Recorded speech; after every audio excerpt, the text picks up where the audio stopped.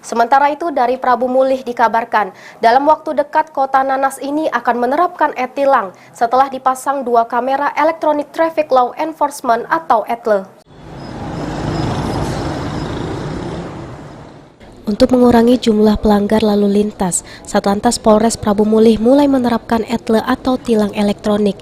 Sejauh ini tiang kamera ETLE baru 1 terpasang di dekat Tugu Air Mancur mengarah ke Kota Prabu Mulih. Kasat Lantas Polres Prabu Mulih AKP Lastari mengungkapkan ada 3 titik yang akan dipasang kamera ETLE, yakni di Tugu Air Mancur, Patung Kuda, Simpang Padat Karya hingga Simpang Bawah Kemang. ETLE yang sedang diuji coba tersebut rencananya di launching 1 Juli 2022 dan akan resmi diterapkan awal tahun depan. Untuk berlakunya kalau kemarin itu akhir tahun depan, awal tahun depan. Karena sementara anggaran sendiri masih dianggarkan untuk anggaran perubahan. Nanti ada anggaran dari Bapak Wali Kota akan dihibahkan ke Polri.